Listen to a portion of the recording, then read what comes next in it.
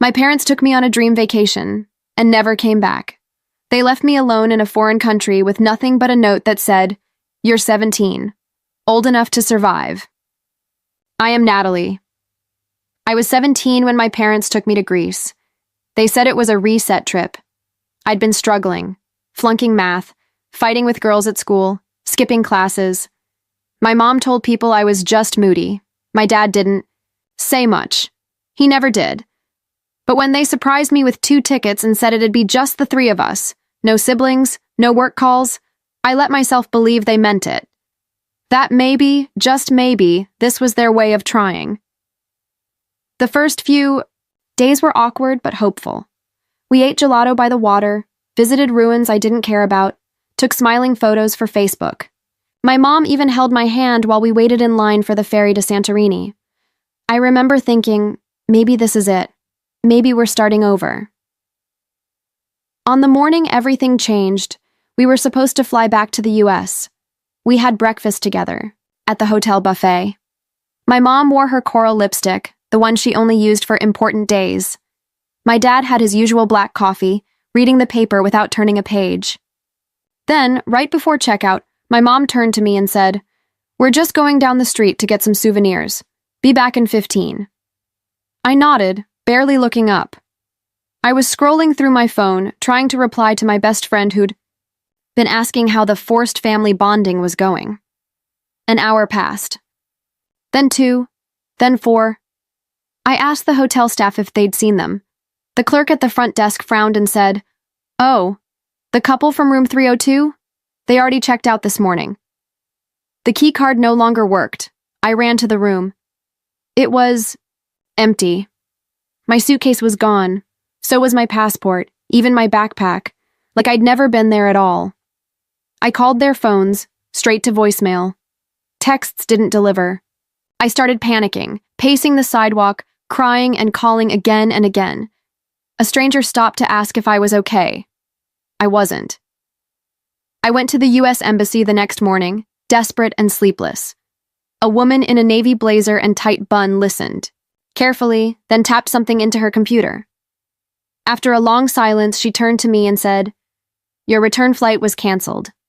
Your name's no longer listed under their health insurance or emergency contact. I'm so sorry." It hit me all at once, cold and sickening. They didn't just forget me. They removed me. They didn't leave me behind. They left me out. That night, I walked back to the hotel lobby, hoping maybe, just maybe, there'd be a note or message. Anything. The only thing waiting for me was in the pocket of my denim jacket. A small folded note. My mother's handwriting. "You're 17 now. Old enough to survive." That's all it said. No apology, no explanation, just a sentence that sliced straight through me. I curled up behind a row of bushes outside a bakery and cried until I couldn't breathe. I didn't know how to get home. I didn't know if I had a home anymore. Somewhere in the distance, music played from a nearby cafe. A wedding, maybe. People laughing, glasses clinking, a family that still wanted each other. I remember curling, my fingers around my phone, staring at the last photo we took together, my parents smiling under a marble column, me standing between them. We looked like a family, but the cracks were always there. I just hadn't seen them. Later, much later, I'd remember flashes from the week before the trip. My dad sitting on the porch, gripping an envelope, white, official-looking, with "Final." Notice stamped in red. My mom pacing in the kitchen, whispering too loud for it to be casual, and a night where they thought I was asleep, but I heard them arguing. "We can't take her with us," my mom had snapped. "She'll ruin everything." She's not a child anymore. She's barely holding it together. So are we. I wanted to believe they were just venting, that it was stress, a phase. But now, sitting alone in a country where no one knew my name, I realized the truth. They'd planned this. They didn't forget me. They erased me. I didn't sleep the first few nights. Not really. I camped behind a bakery near the edge of town. It had a metal trash bin that radiated just enough heat to keep the wind from cutting through me. I curled up with my jacket zipped to the chin, and my arms wrapped around my stomach, listening to the sounds of early morning deliveries. Glass bottles clinking, crates thudding, men shouting in a language I barely understood. I counted breaths just to keep from crying. On the third morning, I got caught trying to steal a roll of bread left cooling on a tray by the back door. My fingers were numb, my mouth dry, and I didn't even hear the footsteps behind me until someone grabbed my wrist. I froze, eyes wide, expecting police, trouble, deportation. Instead, a woman stared down at me. She had thick silver hair pulled into a loose bun, flour dust on her apron, and eyes so sharp they seemed to cut through me. She didn't yell, didn't scold, just said, "If you're hungry, you work." Her name was Lucia. She was 68, ran the bakery alone, and had lived in that same apartment above it for more than 30 years. She let me wash dishes in the back, mop the floor, carry sacks of flour I could barely lift. That night, she handed me a folded blanket and pointed to a cot in the storage room. No explanation, no questions. It wasn't a bed, it wasn't warm, but it was safe. And in that moment, safe was everything. Lucia didn't ask about my family. She didn't need to. I think she knew. Days turned into weeks. I learned enough Greek to follow basic instructions. Wash. Scrub. More flour. I copied her movements when she kneaded dough, watched her eyes when she adjusted the oven temperature without ever looking at the dial. Sometimes she spoke to me in quiet sentences, usually late at night while wiping the counter. One evening, while we were shaping loaves, she looked at my hands and said, "My daughter had hands like yours, always smelled like yeast, always too curious for her own good." I didn't ask what happened to her daughter. She never brought it up again. But from that night on, she started saving the misshaped loaves, the ones too ugly to sell. She left them wrapped in brown paper beside my cot, like it was a ritual. Like maybe she knew that love, for someone like me, needed to come in small, quiet pieces. I found a cracked laptop someone had thrown away behind a dumpster, spent hours fixing it with borrowed parts from a local repair shop, taught myself how to connect to public Wi-Fi, signed up for an online GED program. I studied by the back door, next to a fridge that hummed too loud. I did algebra homework while the scent of cinnamon and roasted sesame filled the air. Every time I got a quiz result back, I whispered the score under my breath like a prayer. I kept the jacket I wore the day my parents left. Not because I wanted to, but because the note was still in the pocket. The one that said, "You're 17, old enough to survive." Some nights, I'd unfold it just to prove that I was surviving, that I was still here, that their words hadn't broken me. But deep down, I wasn't sure who I was without them. I wasn't a daughter anymore. Not a student. Not a citizen, even. Just a girl who washed dishes in a country that didn't know her name, and yet, somehow, I was still alive. The first time I made money that didn't smell like yeast or sweat, it came from a stock I barely understood. It was a small Greek shipping company. I'd read an article about their restructuring plan in a crumpled business journal someone left on a cafe table. Took a gamble. Threw in the 200 euros I'd been saving for new shoes. It tripled in 2 weeks. That was the moment something shifted, not in the world, but in me. I wasn't just surviving anymore. I was learning how to move. Lucia caught me one night with my laptop open and spreadsheets pulled up across the tiny back room. "You playing accountant now?" she teased. I shrugged. Just curious. Truth was, I was doing more than that. I was obsessed. I devoured every free resource I could find online. YouTube lectures, translated business forums, and a scanned PDF of the essays of Warren Buffett I found through a sketchy download link. I read it 3 times in 1 week. Scribbled notes in the margins of old receipts. His voice became my background music while I scrubbed pans or rolled dough. I took bigger risks. Some flopped, others exploded. By 20, I had clients. By 22, I had investors. I registered a small consulting business under a translated name, nothing flashy, just enough to look legitimate. Word spread. I helped local vendors optimize supply chains, advised travelers on digital investments, and even created a short course for other undocumented young people looking to build income streams online. Lucia never asked how much I was making. But she noticed the changes. The new phone I bought her for Christmas, the espresso machine I quietly installed in the bakery, the way I paid off her gas bill without a word. One afternoon, she looked at me and said, "You walk different. Now, less like you're waiting for something to fall on your head." I laughed. But she wasn't wrong. I started sending money to youth shelters back in the States.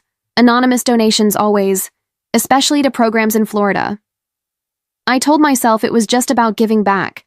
But deep down, I think part of me wanted them to notice, to wonder, who's helping these girls the way we didn't? I never posted about my work, never told anyone my full name. I didn't want attention. I wanted freedom, peace, a life that no longer needed to explain itself to people who threw it away. But even with all the progress, even with clients, money, and the strange sensation of being respected, I still carried the girl from the bakery in my bones. She was quiet now, but not gone. She showed up in moments of doubt, in sleepless nights before big decisions, in the way I still flinched when someone raised their voice too fast. I wasn't healed. I was building. And the thing about building from ashes is, you remember every brick you lay, every scar it covers, every crack you had to fill with your own hands. So when the past came calling, when a certain address appeared in a foreclosure listing, I didn't hesitate. I booked a one-way flight home. It was Lucia who saw it first. She was sitting at the kitchen table with her morning coffee, glasses low on her nose, flipping through an old stack of international newspapers someone had left at the bakery. She didn't even look up when she said, "It," just quietly slid the paper across the table and tapped her finger on a small black box in the bottom corner. "You recognize that address?" I stared at it, the street, the city, the zip code. I knew every number. I had memorized that mailbox growing up, the creaky screen door, the crack in the driveway we were never allowed to step on, my parents' house in Florida, the one they bought after they left me. The one they swore up and down on social media was their fresh start. Now, it was in foreclosure. I sat back in my chair and let out a breath I didn't realize I was holding. There's a moment that comes when the universe hands you the very thing it once tore from you. It doesn't feel like victory. Not at first. It feels like silence, like still water right before a storm. I didn't tell Lucia what I was thinking. I didn't have to. She knew. We flew to Florida under business pretense. I went by my legal business. Name, a corporate identity I'd built over the years. Clean, neutral, untraceable. The auction was held in a sunny parking lot outside a county building. The crowd looked like a Florida cliché: older men in pastel polos, investors with tablets, and retired couples in sun hats fanning themselves with brochures. No one looked at me twice. Lucia stood beside me, holding the bidder card. I whispered the numbers in her ear, and she raised the card with calm, practiced ease. No emotion, just business. The price climbed faster than expected. Someone else wanted the house too. A man in khakis and boat shoes who squinted at us like we were in his way. Lucia didn't flinch. When the final bid landed and the gavel hit, "Wood," the auctioneer's voice rang out, "sold, to bidder 173. Lucia lowered the card slowly. We didn't celebrate. We didn't even look at each other. We just stood there while the auctioneer moved on, and I let the reality wash over me. I owned their house, their living room, their fridge, their master bedroom with the window that faced the street. Every inch of the life they tried to build without me. It was now under my name. I didn't feel angry. I didn't feel triumphant. What I felt was something colder, sharper. Control. A week later, they got the notice. Certified mail, legal language, 30 days. They must have stared at it in disbelief, not knowing who bought the house, not knowing that the girl they abandoned at 17 had just signed the deed on their future. And I wasn't done. They asked for a meeting. Their lawyer called Lucia, thinking she was the new owner, said my parents were willing to negotiate and wanted to speak directly to whoever bought the house. I agreed. The meeting was set at a small real estate office on the edge of town, neutral territory, private. I arrived 10 minutes early, dressed in navy, hair pulled back, sunglasses on, not hiding, just unreadable. They came in 2 minutes late. My mother entered first, in a beige cardigan and oversized sunglasses, the kind meant to make you look fragile. My father trailed behind, holding a worn leather folder to his chest like it might protect him. They didn't recognize me. Not at first. They sat across the table, nodded stiffly, and waited. I didn't say a word. I just reached up, slowly, and pulled off my sunglasses. My mother's face drained of color. Her lips parted slightly, like a word had gotten stuck in her throat. My father blinked twice, then looked down. Silence stretched thin and sharp between us. "You left me," I said. "In a foreign country, with no money, no ID, no goodbye." My mother's hand twitched. We thought you'd hate us less if we just disappeared," she said, voice barely above a whisper. For a second, I saw something real in her eyes. Not regret, fear, maybe even shame. But then it hardened, like it always did. "You were impossible to live with. Always dramatic, always fighting. We were drowning. You were dragging us down." I nodded. "Once, slowly. You were supposed to be the lifeboat," I said, "not the ones who throw people overboard." My father still hadn't looked up. "Say something," I told him. "Look at me and say it wasn't your choice." He opened his mouth, closed it. His hands tightened around the folder. "Your mother thought—" "I don't care what she thought." He flinched. "You didn't even try to stop her," I said. "You let her erase me." His voice, when it finally came, was dry and brittle. "I didn't think you'd survive." I stood up, calm, controlled. "Well, I did. And now I own the house you live in." My mother blinked. "Once, you're bluffing." I slid the signed deed across the table. Her hands hovered over it, trembling. Lucia stepped in from the hallway. Then, clipboard in hand, face unreadable. She nodded at them, professional and cold. "We'll need the keys within 30 days, she said. "You'll receive the official move-out timeline tomorrow." My mother looked between us like she was waking up from a bad dream. "You can't do this. We're your parents." I stared at her. "No, you were my parents, and you made your decision." She started to cry, not real tears, not at first. It was the performance she'd always leaned on when things got messy. The fragile, wounded mother act. But I didn't move. Lucia placed a small envelope in front of her. "These are the legal instructions," she said. "We suggest you read them thoroughly." My father still hadn't spoken again. His eyes were glassy now. Lost. But I didn't feel sorry for him. Not anymore. I turned to leave. "Wait," my mother said. "Why now? After all these years, I paused at the door. "Because I needed to see your faces when you realized I didn't need you to come back. I just needed you to know I came back."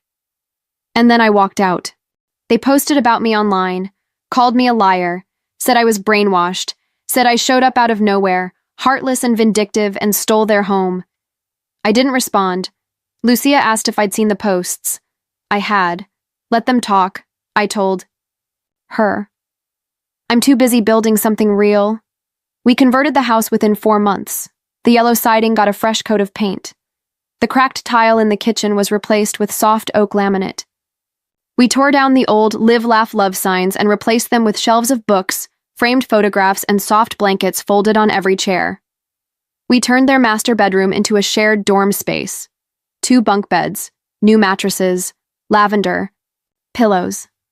A lockbox for every girl to store her own things.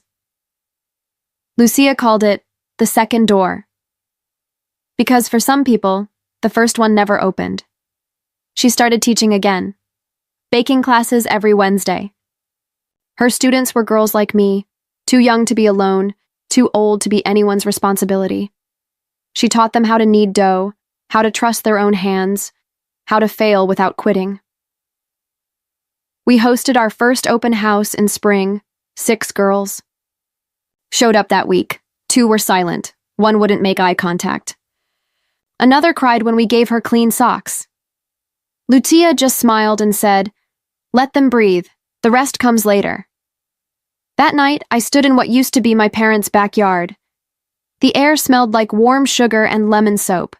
The porch light was soft and golden. Inside, someone was playing music through a cracked phone speaker. Laughter drifted out the window. Real laughter, loud, unapologetic. Lucia stepped beside me, holding a mug of tea. "Still feel like you don't have a home?" she asked. I looked around. I saw light in every window. Shoes by the door. A girl brushing her hair in the hallway mirror. Another curled up on the couch, finally asleep, and I knew. "This isn't just a home," I said.